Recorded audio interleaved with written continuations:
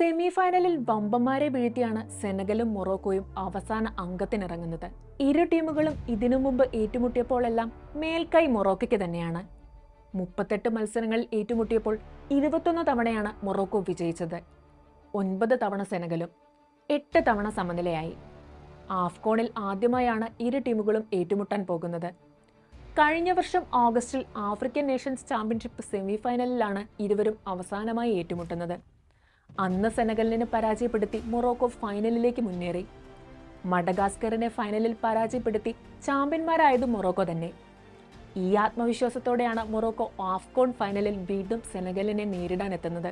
PSG പ്രതിരോധത്തിലെ കരുത്തായ Achraf ഹക്കീമിയും യുണൈറ്റഡ് താരമായ നോസർ മസോയിയും അടങ്ങുന്നതാണ് മൊറോക്കോയുടെ ഡിഫൻസ്.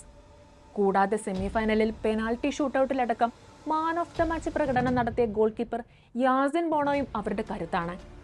ടൂർണമെന്റിലെ ഏറ്റവും മികച്ച ഡിഫൻസീവ് റെക്കോർഡുള്ള ടീമാണ് മൊറോക്കോ.